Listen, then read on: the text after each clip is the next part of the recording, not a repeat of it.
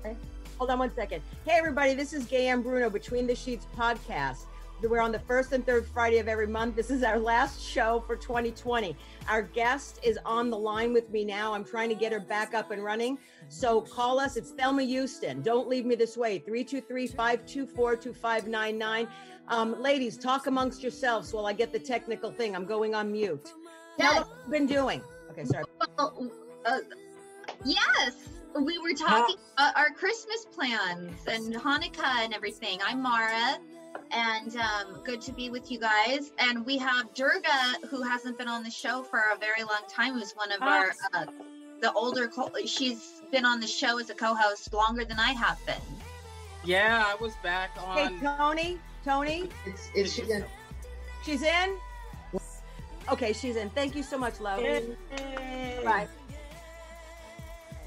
I'm happy to be back, especially with the grand diva, Miss Thelma Houston. Okay, yes. So that was a quick thing. Hi, this is Gaye Ann Bruno.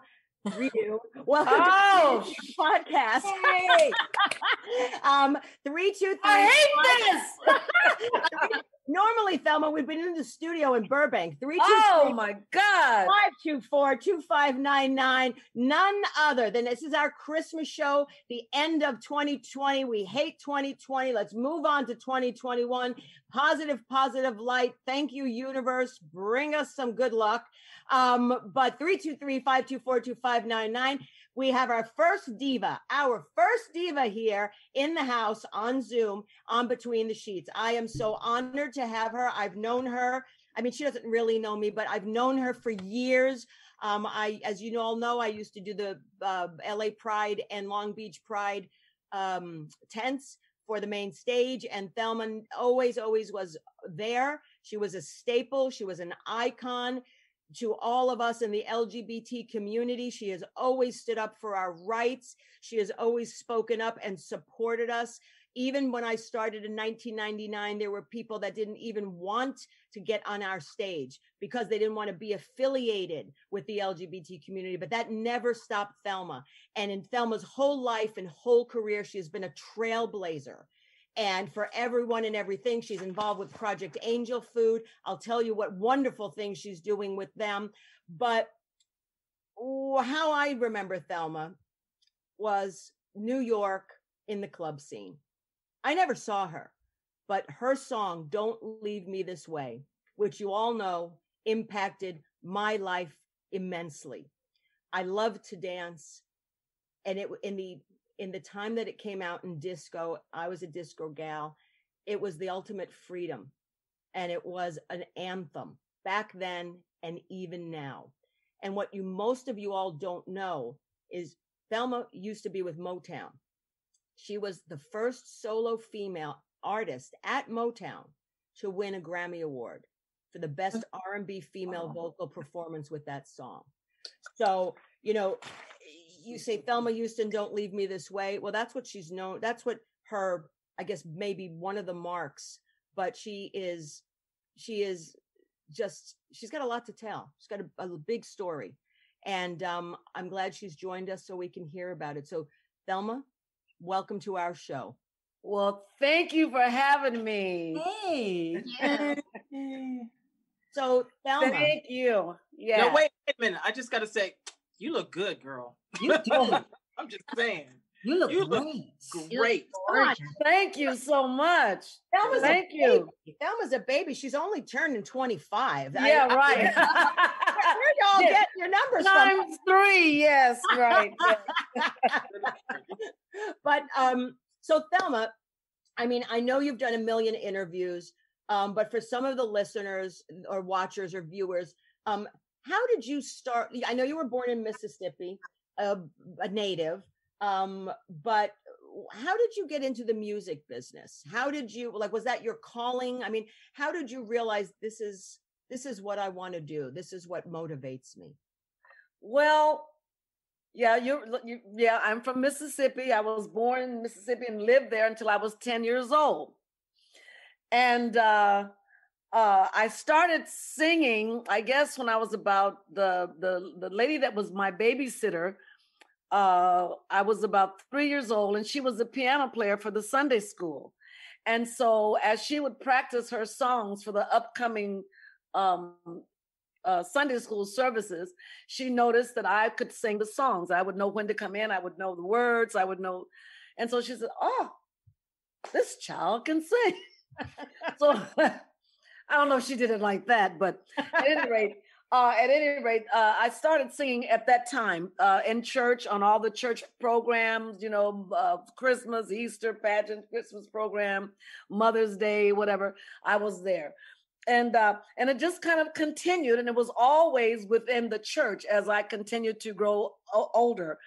And when we moved to California, at the age of 10, I started singing again in the church out in Long Beach, and that kind of was my foundation. And then I got into a gospel group when I was in high school that was formed out of our church choir, and we got a recording contract with Capitol Records. And it was from that I got my own solo contract with them. And then from that, my manager introduced me to Jimmy Webb. And Jimmy Webb produced my first album, and it was called Sun Shower. That was 1969. And wow. It kind of went from there. Wow. But I didn't have a plan. I didn't have a how-to. I mean, these young people nowadays, they have all these different venues. They can go on this show. They can do that. They can, all they got to do is get some followers behind them. If they get 1 million followers or whatever, then they can kind of, create their own niche and what they want to do. It's a different world now. But back then it was by, talent. Yeah, pretty much. Pretty much. And you hit the nail on the head. I mean, all these music shows, I'm not saying that a lot of those kids aren't talented. No. I think it's all good. I think that's good. The only thing for me is you have all of this attention. You have, so much exposure for a brief period of time. But then once that show ends and you have to go out there and be in the real world, then sometimes you're limited because you haven't had the opportunity to learn your craft by doing. And I think the only way you can learn it, the art of performance, is by doing it. Yeah. And you do it on a smaller scale, smaller level, where you can make your mistakes and you can do, but nobody's there, the whole world isn't looking at you making it. Because if you're in front of the whole world and you make a mistake, like, that could be the end of your career. You see? Yeah. So it's good and bad at the same time. But so in my humble opinion. Everyone thinks it's just walking out on stage and looking fabulous and opening your mouth and going, oh, like that. But it's not. You got to be able to walk out on stage, look fabulous, open your mouth, deliver your song after you have been riding in a van for 14 hours or after you have been flying, forever, and get there before, just in time for sound check, maybe, right? And maybe not. And you have to deal with, man, I did a gig in England once where the sound man was just the most, you ever do a gig where it's the most negative man in the world who just hates everybody? Oh, lots of them. And you have to win that sucker over. You got to win him over and hope that, that the sound, yeah, we have to learn public relations, right? Mm-hmm. Excuse me. Yes. That was beautiful what you played, but could you just not put so many little things and it just play, what's on the chart there, You gotta be able to say, you can't say, what is that? I do. I'll cut the bitch out. I don't care. I'll be looking at the sound man like, when I get off this stage, I'm gonna snap your heart out through your throat if you make me sound like But it's true. I mean, I managed a couple of bands back in the day, and they were 80s bands. And, we'd get to these arenas, and if it was an arena or a club that like did rock music, and they were 80s new wave, and we'd go there for sound check. And the way that the board op would just sit there, and it was like, this is not heavy metal, it's new wave. I can't tell you how many times I used to sit there and go, please step away. And I ran the soundboard because it just drove me crazy. It's like, if you want an artist, and especially like iconic artists that have hits, people want to hear the song, the way it sounded. The way it's on the record. On the record. And they don't want anything new. They want what's on the record. The record. And they want you to sound like that too. Exactly. Hey, even 90,000 years later. Yep, doesn't matter. Doesn't matter. You can't change. Okay. Hey, Tony, do you Wait a have minute. Tony, do you have Thelma's hit queued up? Don't Leave Me This Way? Yes, we do. Thelma, would you mind if I played a little bit of Don't Leave Me This Way just to bring us all back to memory lane? Do you mind? No, I don't mind. All right. Hit it, Tone.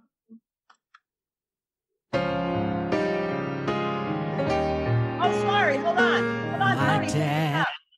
Hold on. Hold on. This is more important, actually. We'll go back to Don't Leave Me This Way. But remember Thelma said she hooked up, I mean, not hooked up, but you know what I mean, met Jimmy Webb. Hooked up. I don't know. Actually, we never hooked up. Got too much information. Oh, that's what you Thelma said. and Thelma met Jimmy Webb. But actually, what's really important now is she's got a new single that's streaming now. I mean, it's current on all music platforms. And this is the video. And it actually is back her and Jimmy Webb. And it's called Somebody Is Standing Outside. It's available on YouTube. So let's play that since that's current. And then we'll take everybody down memory lane. Okay, Tony, now we can do that one.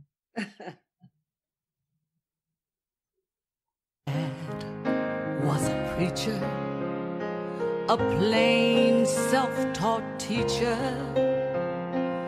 The world was confusing for him, just like you.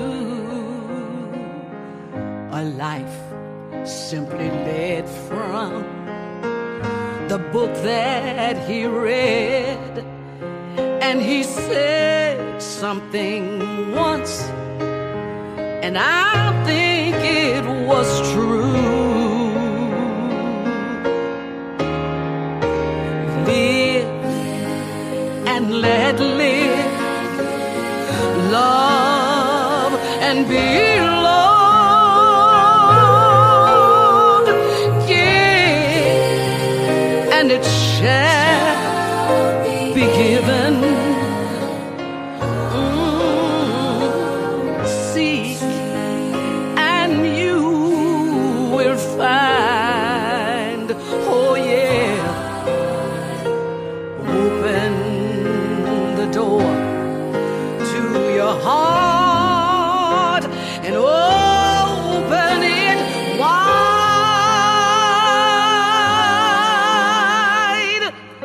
Someone is standing outside.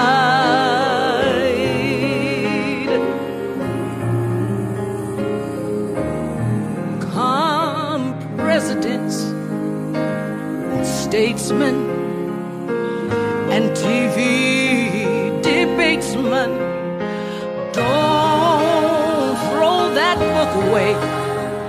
It's written for you. Oh. Live and let live, love and be loved. Give and it shall be given. Why don't you seek and you will find. Oh yeah, yeah. Open the door to your heart and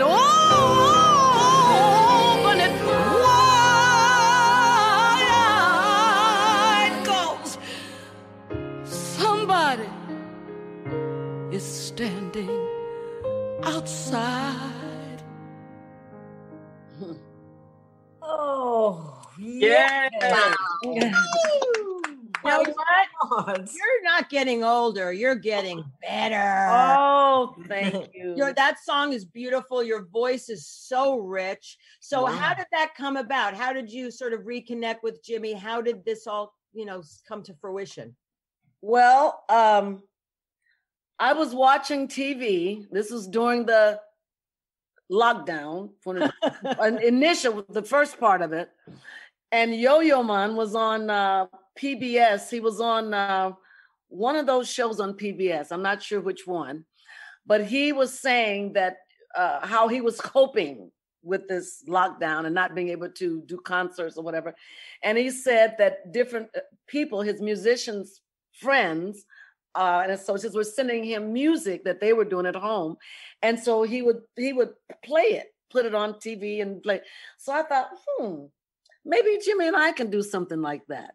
And I was thinking of it from that standpoint, to do something and get it on. And so I called Jimmy, and he liked the idea. And so, but then he didn't get back to me until 2 months later. Because he's a very busy man. No, it's because he was figuring out how he could do. He didn't want to just do something and put it on. And so he came up with the idea of doing him. He was in New York. I was in LA.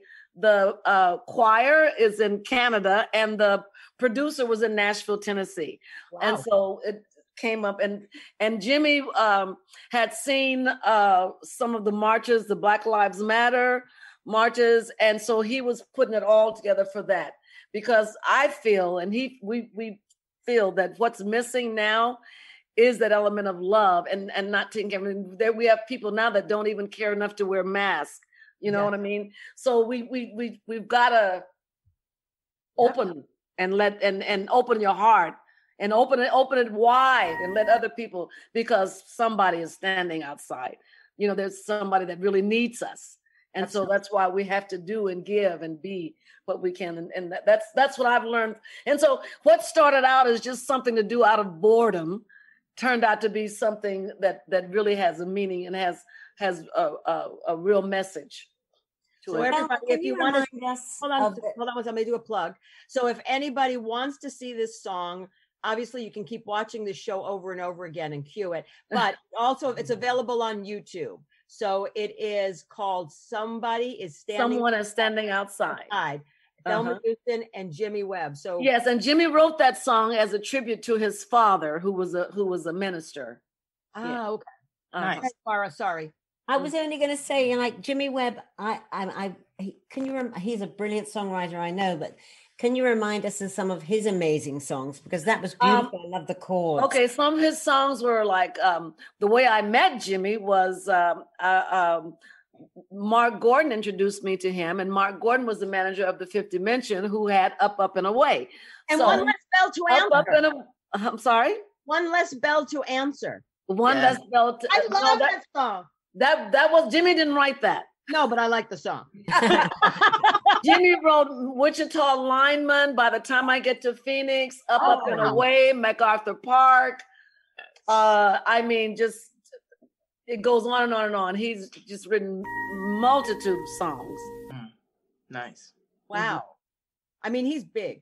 He's huge. Yeah. I'm so happy he's still doing what he's doing, because he created a beautiful song and it fits perfectly with you. So, like, usually we go in the studio, we record. How was it?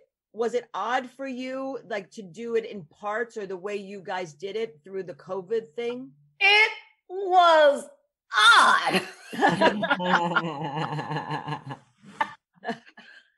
Anything during this COVID thing, this is odd for me. I know, this is really odd. So this is all. I just have to pat myself. Say, Thelma, girl, okay, that's all right now, because this is all so new and for me, and I'm terrible with technology. Terrible. And so it was very, very strange to do it that way. I mean, we went when I went to the studio here in LA, they came out to the car. They took my temperature. They walked me. They escorted me into the thing. I had to sign a disclaimer that I felt okay. I hadn't felt bad. There was plastic all on the floor. You go into the studio where you're going to be recording, and usually sometimes you say, back in the old days, when you're in the studio, you say, okay, run it down. Let me just sing it through one time while I'm out here, right? And you would sing it in the control, in the room where everybody, you and the engineer, whatever, and the producer, whatever. Well, there was only the engineer this time, and you couldn't sing it in there. Oh, wow. You can't do you have to go out into the studio. Oh. Yeah, into the sound booth by yourself. Nobody's out there. The person that took that video had to be way far away from me. That's why there was only one angle. And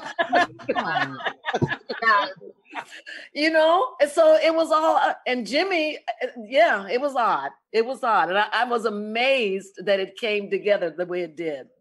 No, it's fun. It's fun to hear. It's not fun because we want to get back to normal, but it's fun to hear these stories and how everyone is adapting, because for me, music is life force. So it's like you guys, when you were out there and you still proceed to do it and still put it out there, it's amazing. It is amazing because, I like listening to music, but I miss live music. I miss going to concerts. I do. So much. And I miss performing. I miss it so much. And I mean, I didn't realize how much I until this. And it's like, is this what okay. And then I want to say, okay, I get it. I appreciate it. Okay, right. Let me go back. I am in gratitude for everything right now. Even the shitty times, I'm in gratitude. Yes. Thelma, who was the choir? The choir is they're from Canada, and they're high school kids.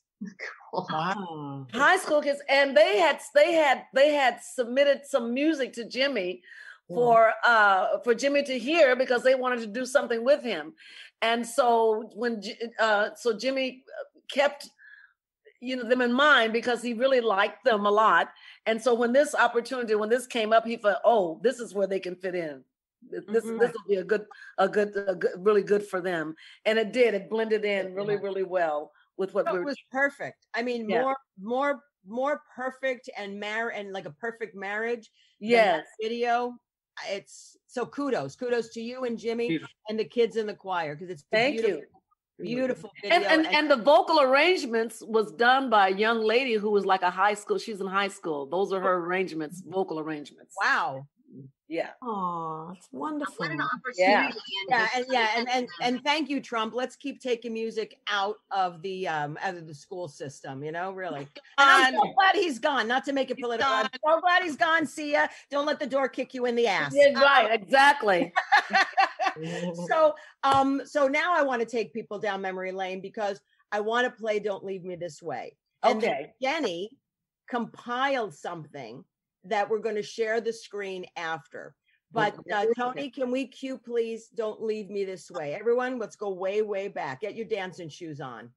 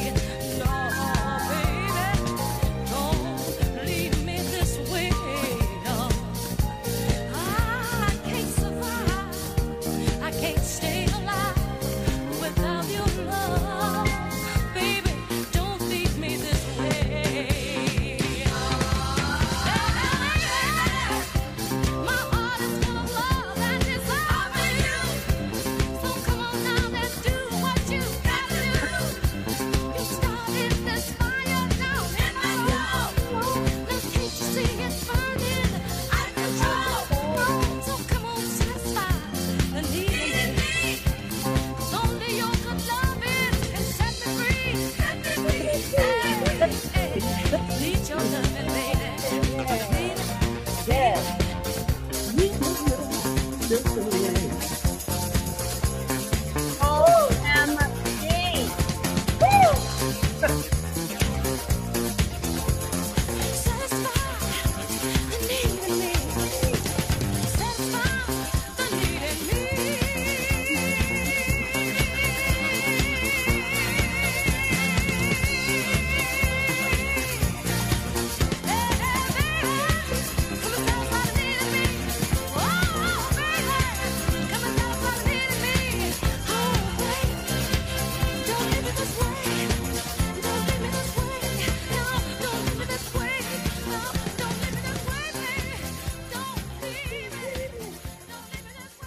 Wow.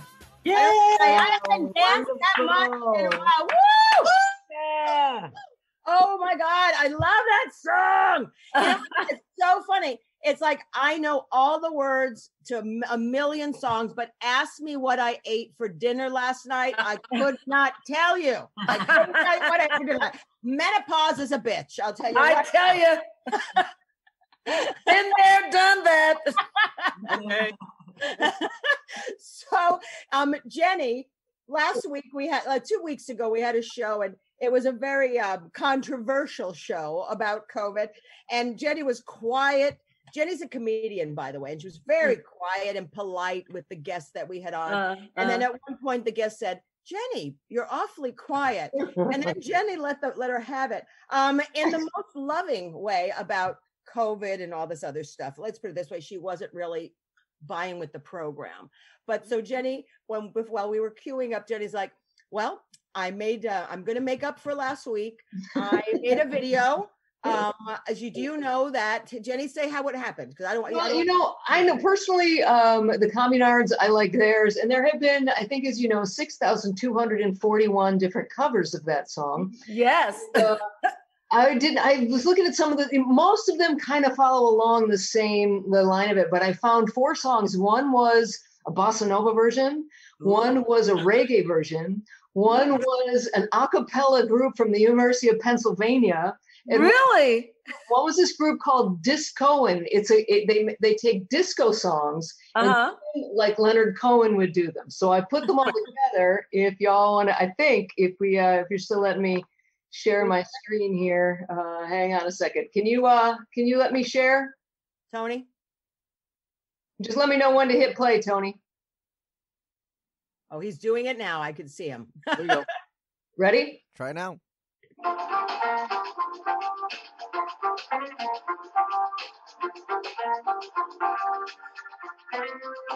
Baby, my heart is full of love and I desire for you. Hey. What you gotta do? Started this fire down in my soul. I can just see it's burning out of control. So come satisfy the need in me. Set me free. Free, set me. What's the next one? This is the reggae version. Yeah, Mom. This is Kashif Lindo.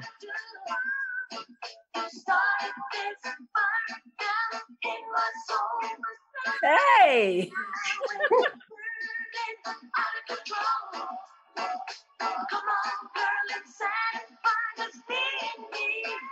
Oh, no.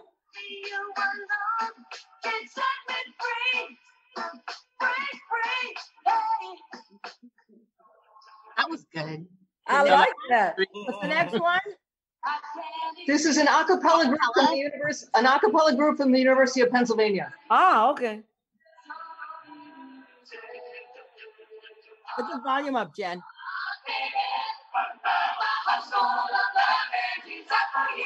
Wow. Wow.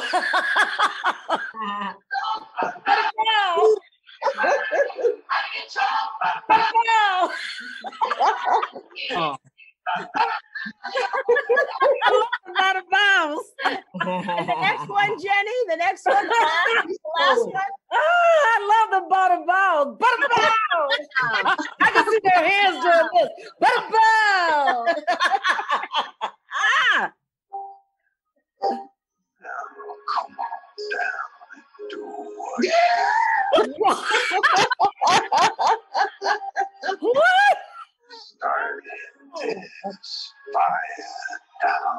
What? I need an exorcism. Yeah, Scary. that was a 2020 version or something. Scary as shit. That was the devil. That's what that was. Thank you, Jenny, for compiling. Obviously, Thanks, Jenny. that I had no idea existed out there in the universe. That's fabulous. You know what? I know that every popular song, there's always a reggae version, but I had never heard the version of Don't Leave Me This Way, and I was always been kind of insulted. Always felt insulted by the whole reggae nation because they didn't give us. So I'm glad that they've been redeemed. Well, there you go. Thank you. That's so cool. Thank you. I like You're it. welcome. You're welcome. It was really fun. That's cool. Do you have a favorite version of your covers? I like the Communards version. Yeah, I do too, actually. Yeah. I'm trying to remember what country we were in, but they were performing, they were doing a concert there, and I was going to do a concert the following evening. And so I went to their concert, and their manager knew that I was there, and I said, we said we were gonna do the song too, right? And when he came up to do the song, he started singing, and I got up from my seat with the microphone. I started singing, walked up to the stage, and he was like, he almost fainted. Oh, lovely. Yeah, that was so cool. That was great, and he was such a good sport about it. You know, he didn't like. Yeah. Oh, he loved it. It was great. Yeah. Who wouldn't? Yeah. I mean, oh my God. I mean, I work on the Grammys, and I work at CBS. That's my real job. And I've done the Grammys for 31 years now. And what I always loved about the Grammys isn't the show. It's about the rehearsals the week before. Yes. And because you're getting a private concert. And it was so amazing. And what I loved about the Grammys, and I still do, is they take pairings of people. And I remember one year they had Tina Turner and Beyonce doing, and I was like, oh my God, because it's amazing. And it's like, and it was one of Tina's covers. So, I mean, I always loved when you could have the original artist perform and someone who does a cover of their song, and you have that marriage. To me, that is like music. That to me is music history. Yeah, it is. We want more of that too. And we will. Yeah. Hopefully next year. Hopefully not on Zoom. Yeah, you're right. I don't want to see it on Zoom. It's not the same. I don't care. The same.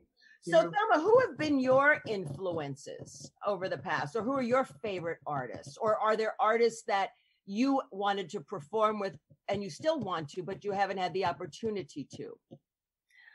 Well, this is going to sound horrible, but all the ones I've ever wanted to sing with and admire are all dead. Okay. Oh.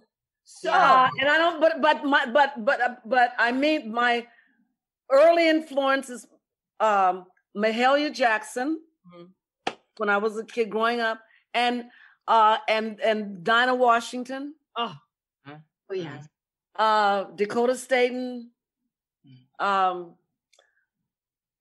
Washington primarily. That's what I wanted to be like. I thought that she was so versatile. She could sing anything. She could do blues. She could do the R&B. She did the duet thing. She could do show tunes.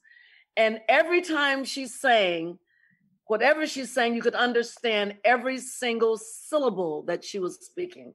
unlike a speaker. Yes. and just so that's who I never had an opportunity to meet her or anything, but that was my influence. When you toured with Sisters of Glory, you got to and that was with CeCe Peniston and Mavis Staples, right? With the Pope. Right. Wow, that would have been super cool. And Phoebe Snow. Phoebe Snow. Right. Oh my God, Phoebe Snow. Phoebe Snow. She's my favorite. Phoebe Snow did a version of Mahalia Jackson, one of Mahalia Jackson's songs that would blow your socks off. Mm-hmm. And I learned this. I didn't know this at the time, but Phoebe had come to spend a lot of time in Los Angeles as a young girl, and went to James Cleveland Church all the time. Oh. And so that was the influence. But yeah. How did you guys get to go to the Vatican though? And we went to the Vatican, yes, and we sang for the yes, we did. We met the Pope, and I had an audience with him, and everything was wonderful experience. I bet. Wow. Well, is there anyone that you wanted to work with? Not necessarily sing with, but like in composition and work with that you haven't had the opportunity to do that's alive, maybe? Well, I'll say this: I have a song that I started. But we never finished it. Never finished the production. And that was with Stevie Wonder. And so I know he's sick of me, but every time I see him, I said, okay, so how about that song, brother? When are we going to finish our song? It was a song called Let 'Em Talk. And what happened was, we were in the studio, Stevie was producing me on this song. It was called Let 'Em Talk.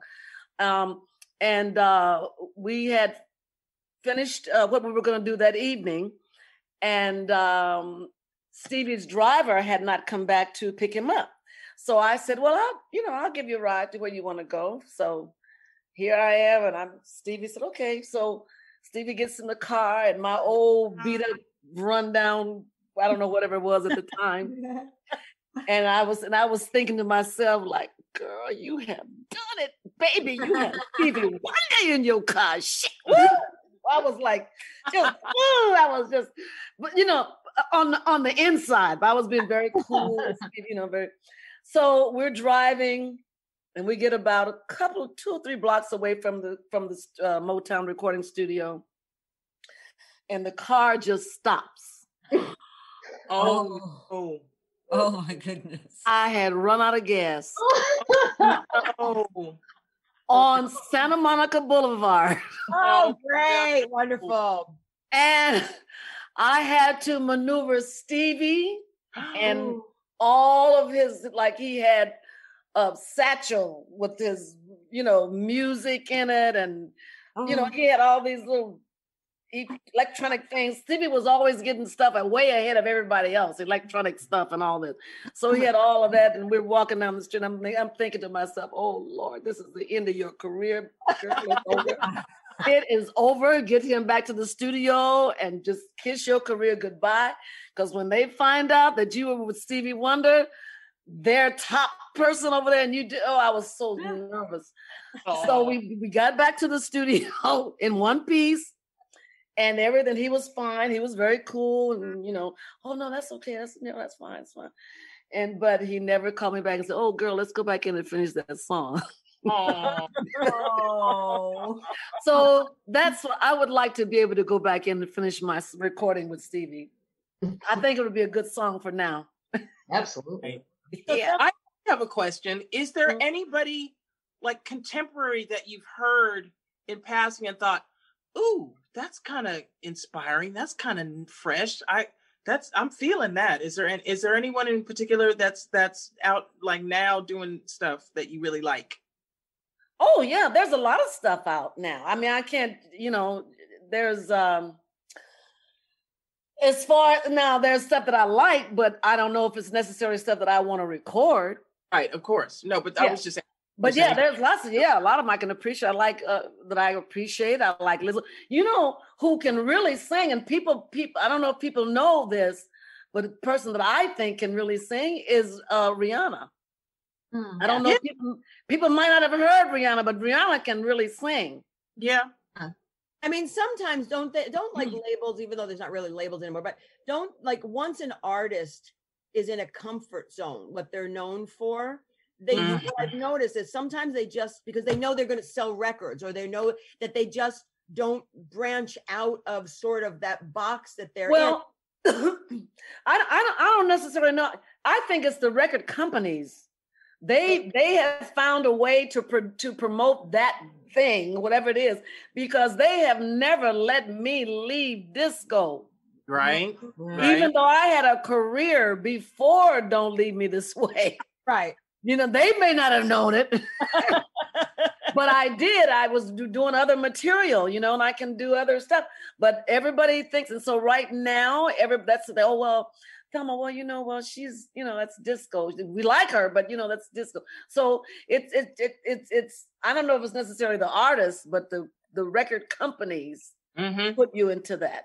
Yeah. Thing. Hold on, ladies. And they will not let you leave it. We have a caller. Caller. Yay. Hello. Welcome to Between the Sheets. You're on the air with the ladies and Thelma Houston. What's your name, please? Hello, my name is Tanya. Shake and Bake. Hey, Shake and Bake. How are you? Good. What's up, ladies? You guys all look great. Tanya, thank you. Hey, Tanya, do you have a question for Thelma Houston? I have a question.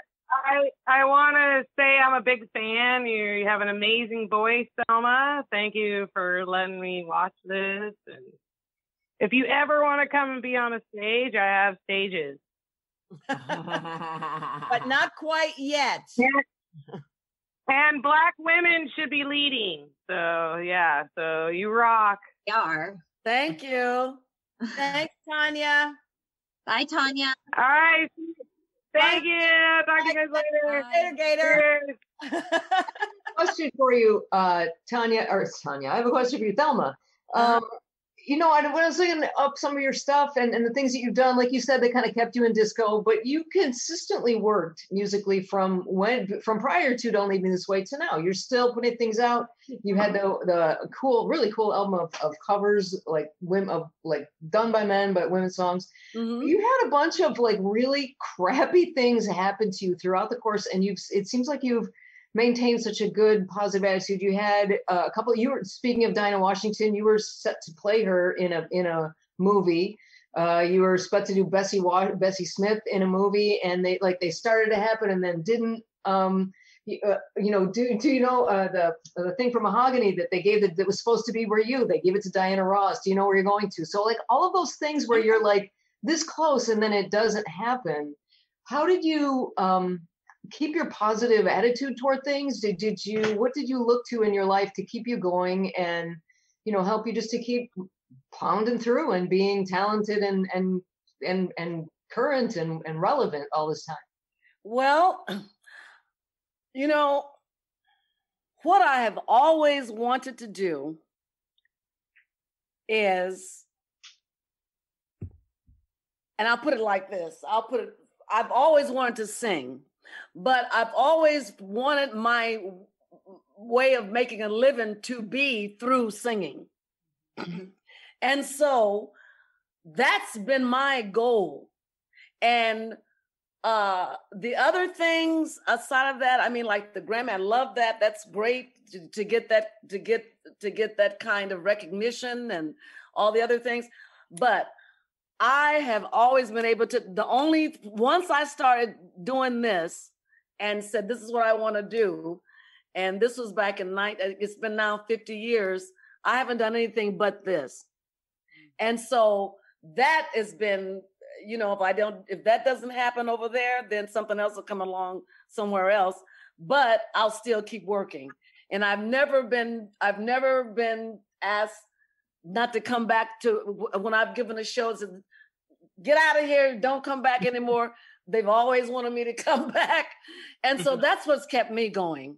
The other thing, the Diana Ross thing was Mike Masser, the one that wrote that song, had been had worked with me prior to working with Dinah, he had been given the whole project to do with me, to do songs. He wrote songs and all that. And it was almost like they saw that Mike Messer had this talent, but they said, well, let's see, work with Thelma over here, and see what he comes up with. And what he came up with and when he turned it in, they thought, well, this is a good album, but and Jerry Goffin, who was Carole King's husband, was the co-writer of "Do You Know Where You're Going?" So they said, well, this is good, but we don't think it's that good. We don't think it'll work for that. But then they thought it would work for the movie and for Dinah. So that's just how things happen. It's about timing, has a lot to do with it, and I talk about that in my show. And Barry Gordy was in the audience when I was and I was telling that story. So afterwards, he came back to the dressing room and he says, and he was with Eddie Holland, and he said to turn to Eddie, he says, Eddie, who gave that song to Dinah? I said, you did.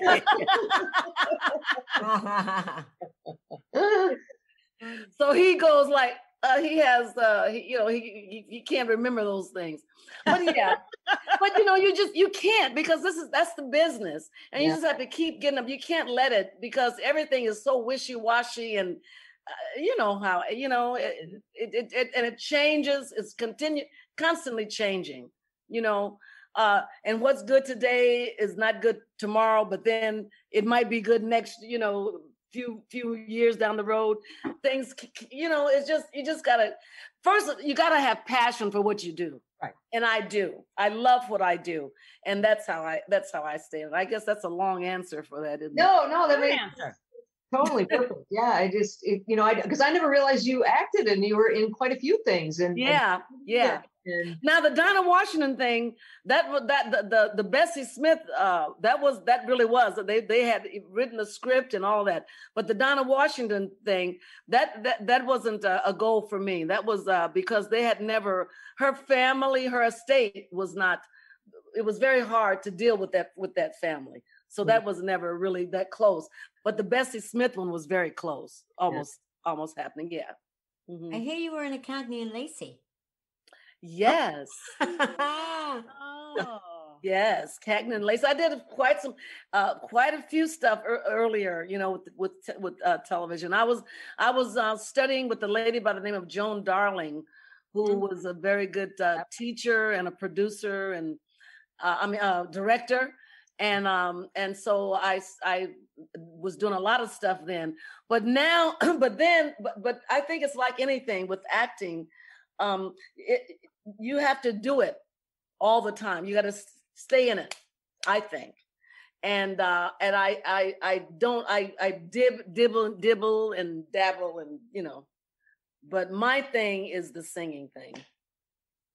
So I actually have a suggestion for you. Have you ever, well, maybe you have, and I'm just not aware of it. Have you ever done any house music? Because I do house music, and I think it would be a great transition for you. In fact, I had a house song called "I'm Here Again." There was a concert last summer, and it was called, what's the name of that group? It was wait a minute, but it's huge in Chicago. And they have like 30 and 40,000 people there. Wow. At this concert. It's out in this big thing. And they wanted me to do my one song, "I'm Here Again," which is, they had done at the house. And I recorded, when I recorded that song, I didn't think about it anymore after that. And so this was like 90,000 years later, and they want me. So they said, I said, well, that's not even the key that I do it. And I said, no, Thelma, just, excuse me, just do it. And if you just do this one part, there's this one part in the song where it's some kind of thing. And they said, just do it, just do that. And that's going to make the crowd go. I said, And I did it, and that crowd, I have never heard a roar like that ever. And that was from that house. And it's what they have, all these DJs are playing all day long, and they do, it's like a whole weekend. Mm-hmm. I'm trying to think of the name of it. But if you do the house, then you're probably aware of that event, right? No, I broke in the UK. I was coming out of England, so I didn't do as much. I didn't really tour in the US, although I had a #1 in the Billboard dance charts in the US. But I did all my touring in Europe and in the UK with my band Blue Pearl. Yeah. But if you ever get the hankering to do a racy little duet, I got one with your name. It's called Mama's Gonna Drive. It's about an older woman with a younger man. That's Thelma style. But you know who made, I mean, like seriously, Jean McClain, otherwise known as Pepper Mache. She made Yes, I know Pepper. Pepper, yeah.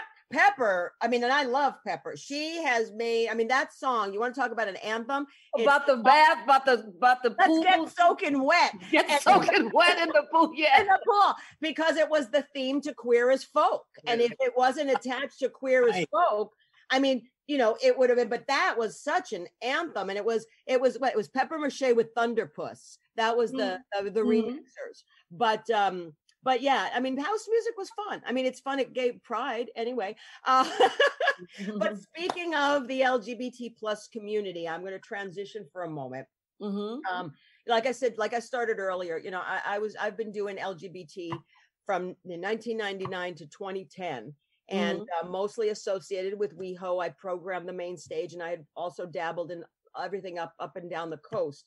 And as I said earlier, Thelma was always a champion and always like be the first to go, I'll do it. And even with the budgets, because we always had budgetary issues. And, we always paid the performers, but it was never about the money for Thelma. It was about the fun. Do you know what not this, of course, we couldn't do anything this past Pride. But I always, it's a thing. It's a thing for me, with me. I go up, I find my spot, and I walk from, Fairfax all the way over to San Vicente, stop at my little bars along the way, have my drink. Lovely. And I don't go like Thelma, he said. I go just regular, and nobody knows, and I go and have a ball. I mean, I do that. That's just part of my thing. I just go and enjoy it and have a good time. That and the Halloween. Oh yeah. Yeah. But my point is that you do it not because of Thelma Houston. You do it because you support us. And, and she has had, she was there at the forefront with the battle with AIDS and just telling people, this isn't a bullshit disease, this is serious. Right. And in 2003, the city of West Hollywood proclaimed Thelma Houston Day, January 29th. So I celebrate that too. A cocktail, I hope. And I go in and I go to Mickey's and I'll go along. I says, well, this is Thelma Houston Day. So drinks are what? On the what? And then she said, but she's also like included Divine Design for Project Angel Food, AIDS Project LA, and Minority AIDS Project, which she donated $20,000 of her winnings from a TV show, Hit Me Baby.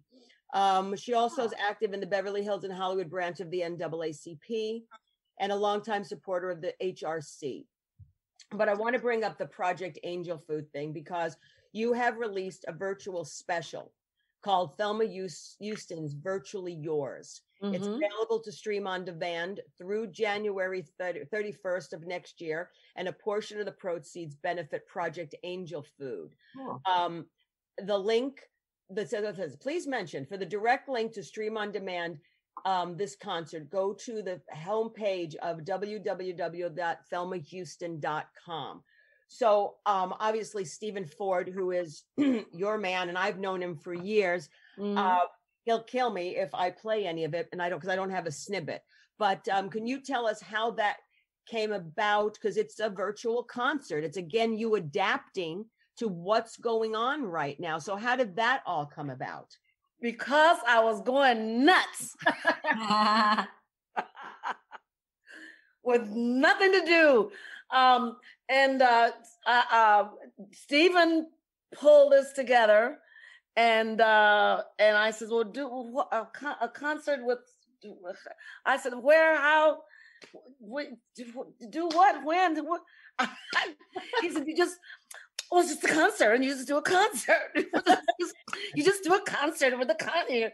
And I thought, okay. Anyway, we figured it out. And the biggest challenge for me was not having an audience. Mm-hmm. And so that was the challenge. So I had to make that camera the room. So I had to work the camera for the room. And I was happy with it. I was happy with I got to do some things that I probably wouldn't get to do in a concert. Like I have one of my friends, we did a Paul McCartney song, Let It Be, and I did it with the cello. Oh, wow. Yeah. And that was nice. And then I did a gospel thing with just my keyboard player and me with the tambourine, but we brought in that, and it turned out it has a pleasant, it's not like a huge production, which it couldn't be, but I think it has a good feel to it. I think people feel happy when they see it. Where'd you film it? Where I'm filming this. So the Thelma used right here at studio at concert hall at Studio Thelma Houston. That's cool. I wish you could see. One wall is disco, like disco balls hanging with the tinsel. This is my mantle, my Christmas thing. Nice. And I have a library that's in another room. And I have Nice. Hey, we do what you gotta do, We do what we gotta do. You Hey, I gotta- want to ask you another question because Uh-huh. I've had the pleasure and the privilege of seeing you up this close since you're like on the camera. And I am drinking in your features because what part of Mississippi, where in Mississippi were you born? I was born in the Delta in Leland, Mississippi. Okay. Because What? my mother's people, my mother and my aunt and my grandmother, they're from Louisville. You look like my grandmother. Really? You have the same kind of tall feature area. Your nose is very similar. I'm really seriously wondering if we're not related. They Could were be. Rileys and Dooleys. Do you have any Dooleys in your family? No. Do 23andMe. We'll figure Not it that out. I know of. Not that I know of, but this is what I just learned recently. Mary Wilson of the Supremes. Yeah. And Mary Wilson was born in Greenville, Mississippi. Oh, okay. And Greenville, Mississippi and Leland, Mississippi are just like this, right next to each other. Wow. And we're the same age group. So I was thinking, isn't that something? I'm the same two girls, we're from the same place. She went to Detroit and she had the experience of going with Motown at this early age. My family went to California. I didn't get to go into, but then at some point we did come together. Nice. And that's because we have we're not doing it this year, of course, because of COVID, but for the last maybe 5 years, Mary Wilson, Brenda Holloway, myself, Claudette Robinson, Smokey's ex-wife, and Janie Bradford, who wrote Money, The best, with Bear, we all celebrate Christmas, and we exchange gifts, and it's just us, and we just get out and hang out, and it's so much fun. And that's when we were just talking, when we learned that we were from the same place. That's amazing. Yeah. Well, I'm gonna So start. the Rileys, and the Dooleys. I have to remember that because you never, Okay. you know. Here, look. I don't know if you'll be able to see. No, you probably can't. That's my grandmother. Oh, Yes. You favor her a Beautiful. lot. Very Okay. Wow. See. Very pretty. So I'm gonna start telling people that you my cousin. Okay, this is my cousin. Oh, wait a minute. Thelma's my cousin. Don't you have the same features here? Hey, Thelma, what day were you born? I don't need to know the Yeah. year. What's your birthday? May 7th. Ooh, a Taurus. A fellow Yeah. Taurus. Cheryl, go. This is Cheryl and you. Well, Thelma, no, I wanted to ask you about your family. Really, I wanted to ask you about your parents, and were they supportive of your career, and were they an inspiration for you? That's just Well, my mom, I didn't meet I didn't meet my dad until I was in I was 40, about maybe 46 or something like that, when I met my father. Wow. Yeah. But then after I met him, of course, he was supportive. He was very supportive. But I'm still very close with my stepmother and my siblings from that side of the family. We're still very close. that's wonderful. That's Yeah. Did you come from a large family? I mean, did you have brothers and sisters? I have not a very large family. I have 2 siblings, 2 sisters. Oh. So it was my mom and 2 sisters and my grandmother that raised. We all came to California together. Were your sisters into music and singing and all of that, or was that just My one sister? They're both retired now, but my youngest sister was not in the music business. She was in the television industry. She worked as a accountant for TV shows. Okay, forget the that's name of it. very That's what different she from did. your past. Yeah, and my other sister worked for she was worked in the customer service and for the telephone company, Pacific Telephone. Were they musically gifted like you as well? And does it run in your family that you're Well, if you ask my one sister, she will say yes. Yes,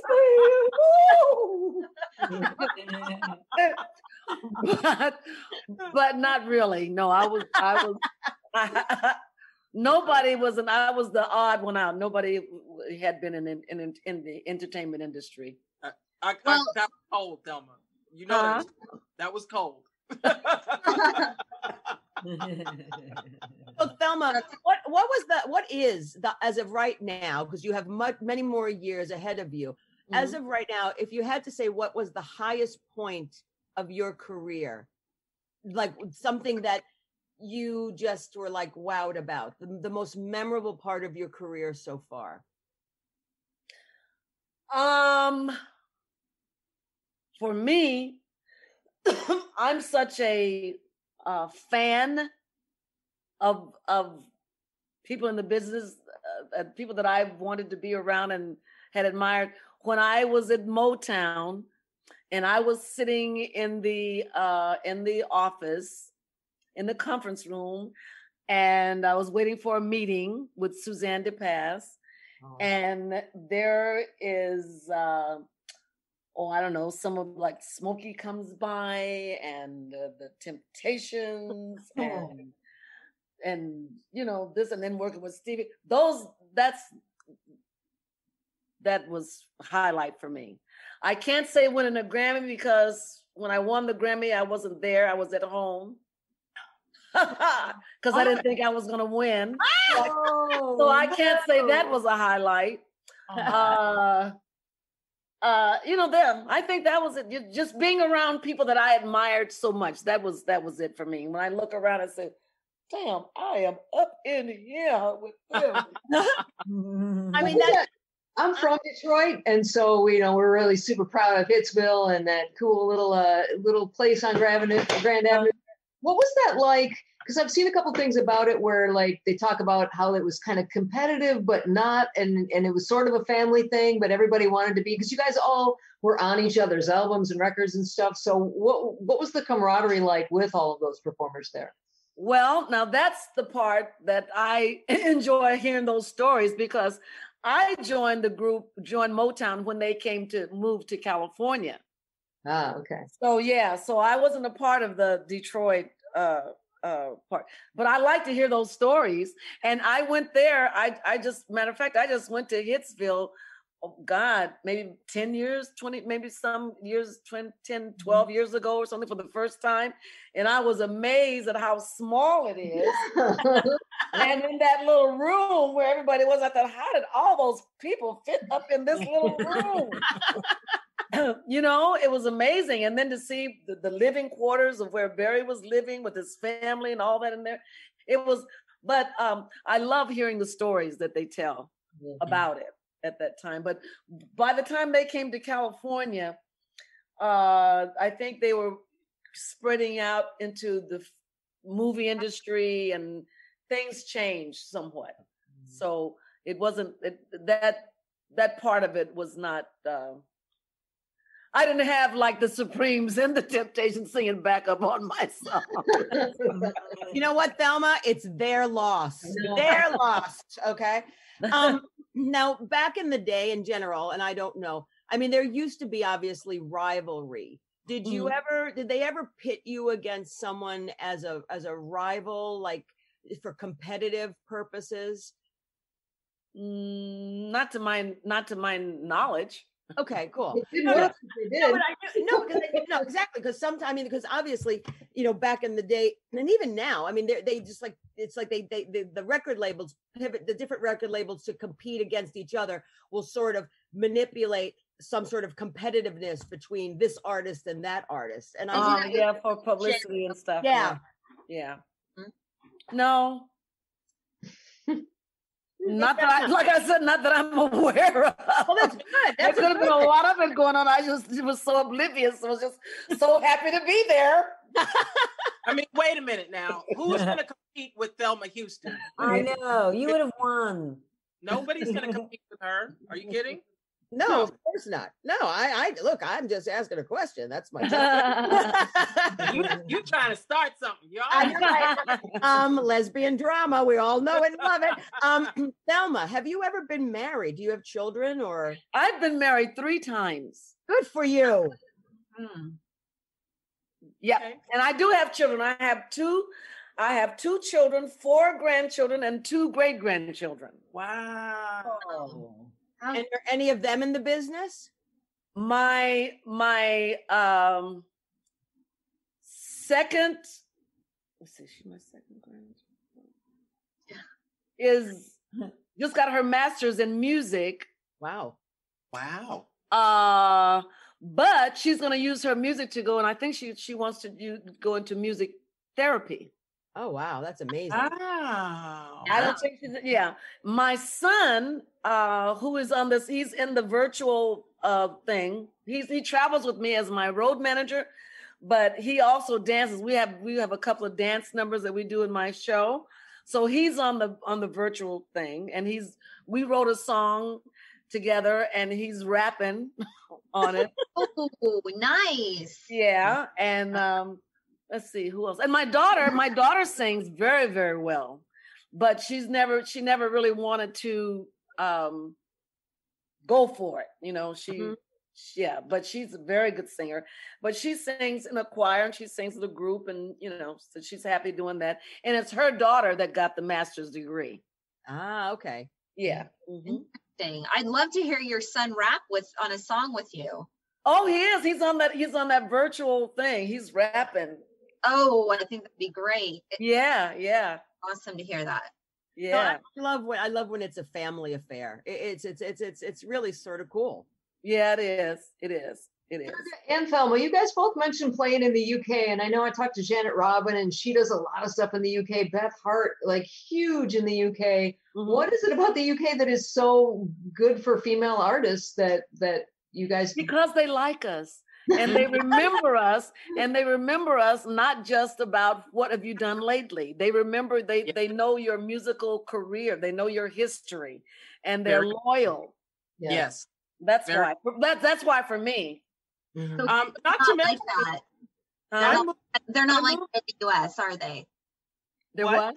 They're not like Europe and the US, obviously, in that way, where they don't. No, they're not. No, yeah. No, they're very loyal to me. Yeah. Yeah.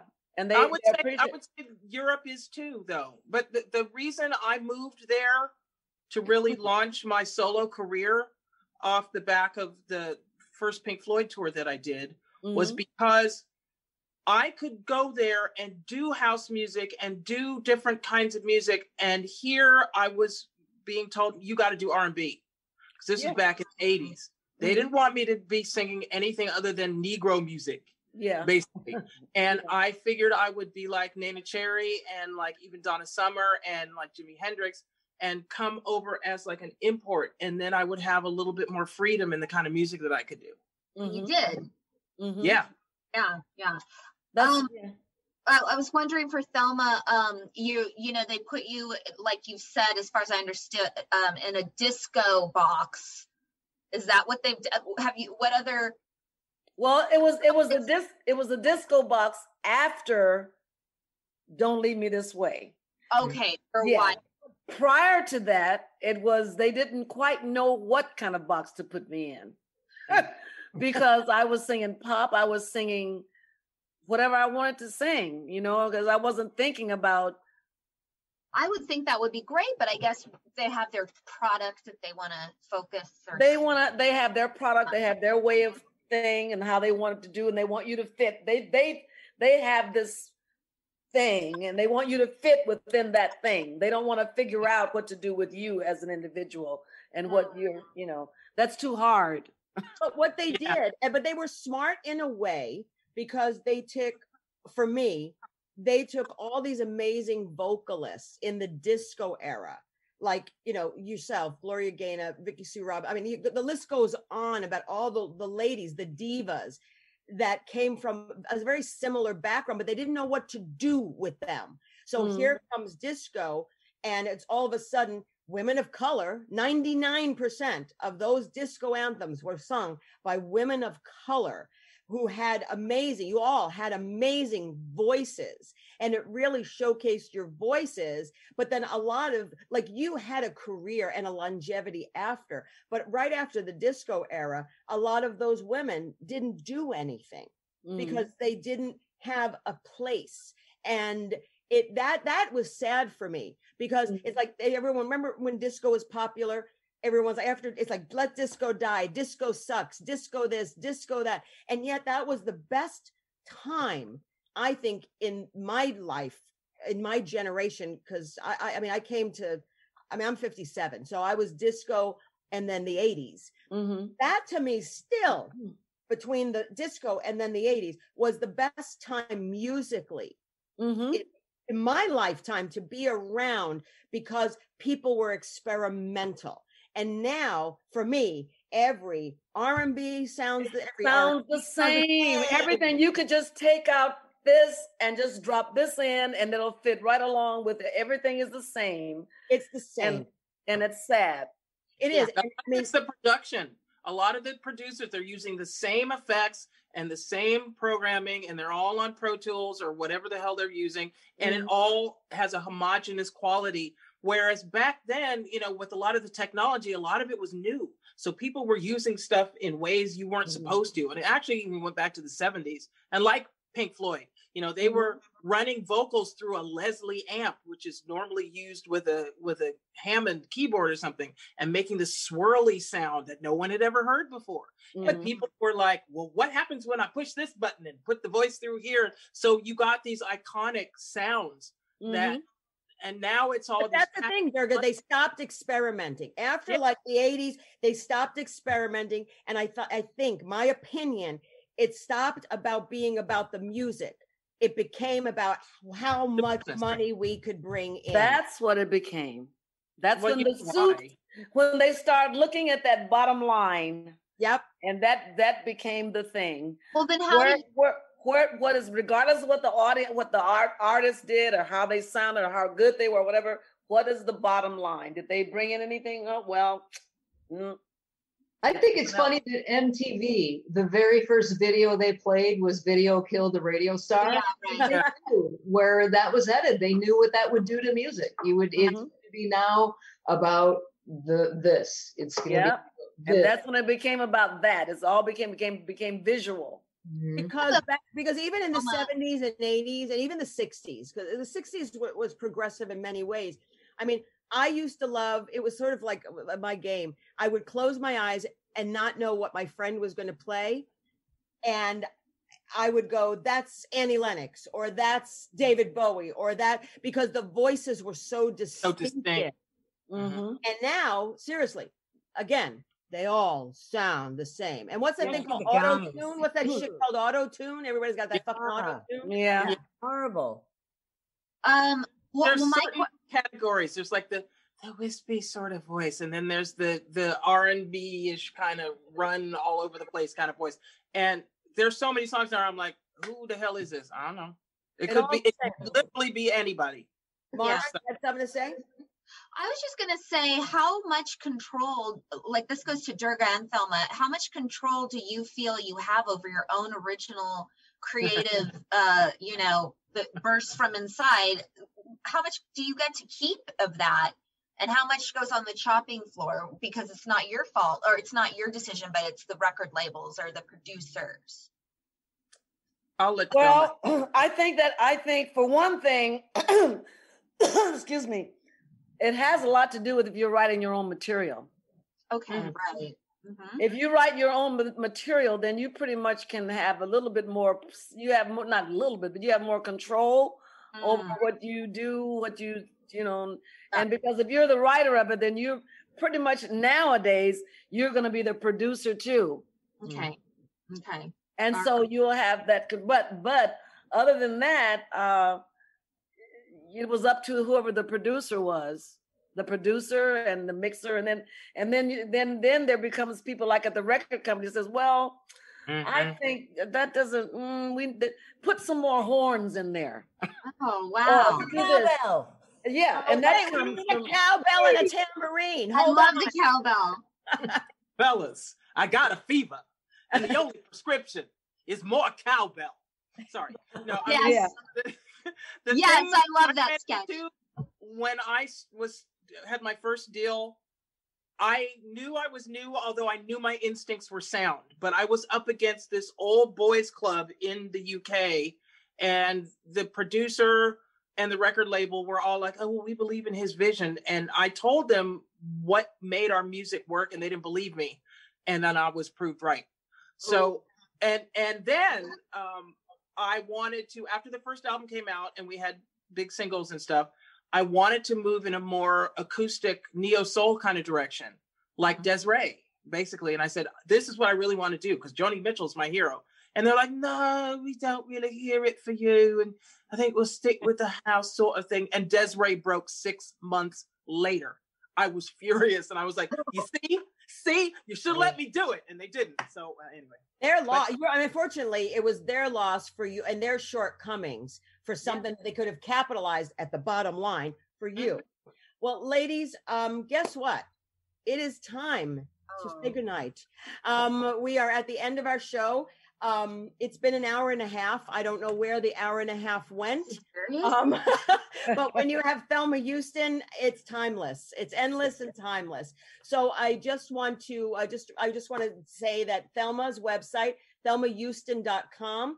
Please check out her Thelma Houston's Virtually Yours to download on demand through January 31st. That's thelmahouston.com.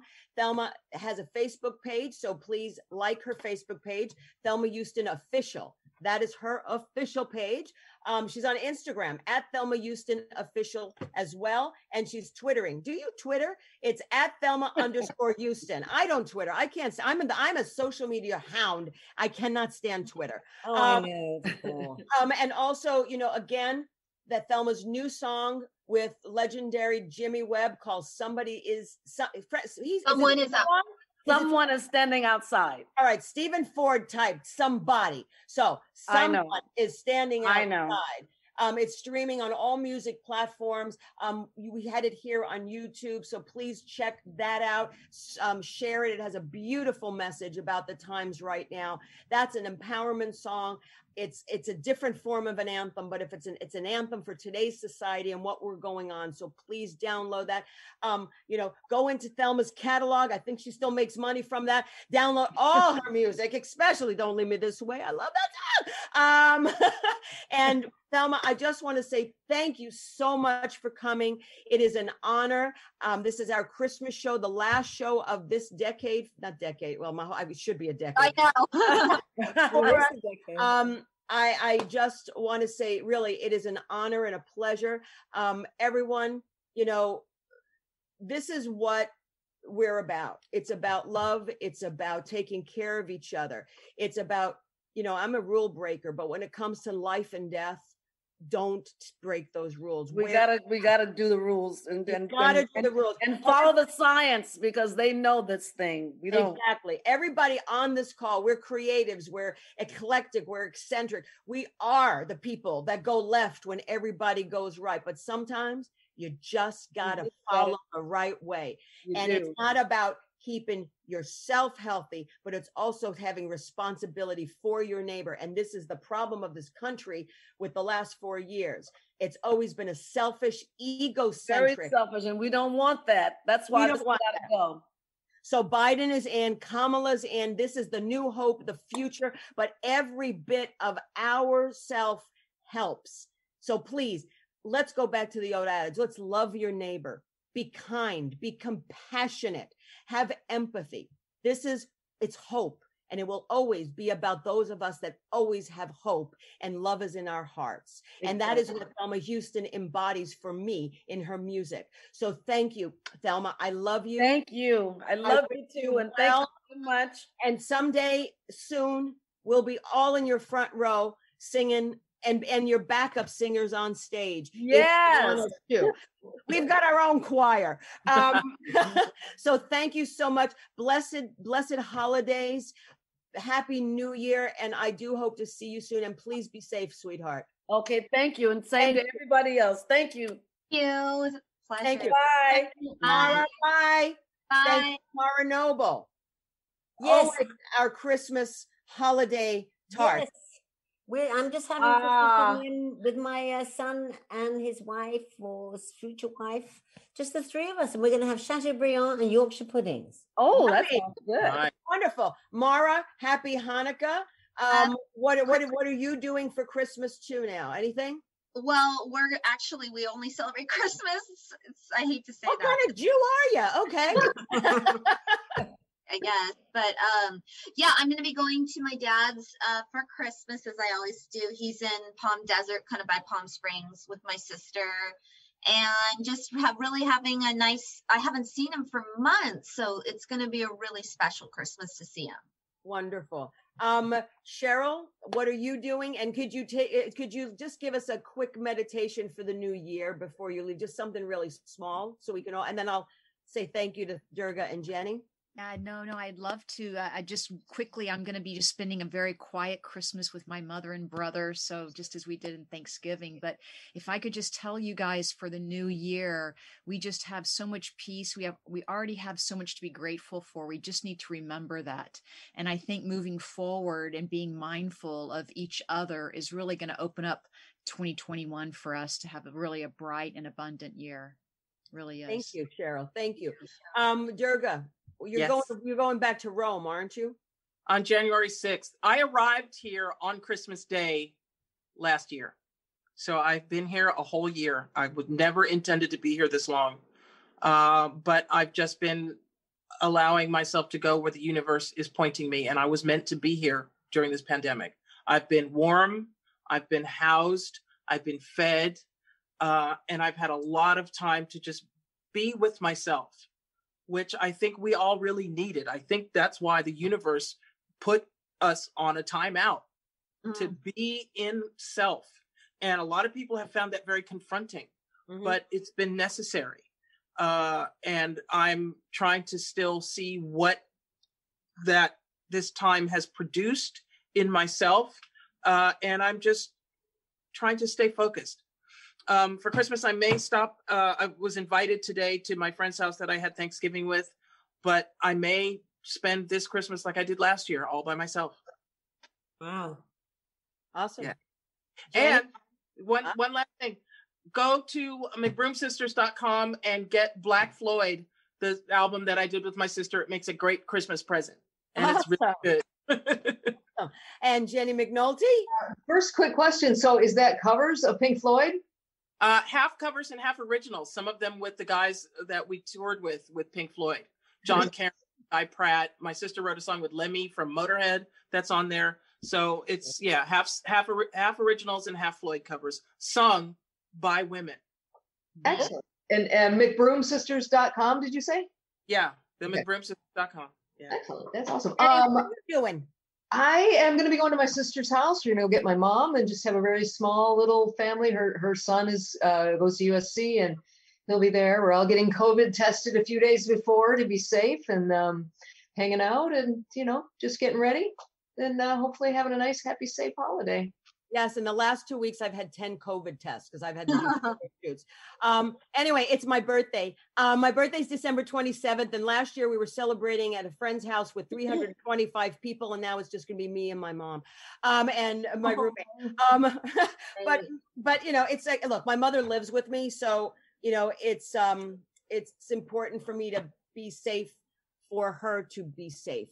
Because I have enough guilt being Italian and an only child. I don't want to have the guilt of, oh my God, you fucked up, so you killed your mother. That would not go over well. So, so in any event, Merry Christmas, everybody. Merry Christmas. Merry Christmas. Happy Hanukkah. And let's pray and really pray and put out in the universe. It's going to be a wonderful 2021. Okay. Thank you, everyone. Good night. Bye. Thank you, Tony. Cue the song.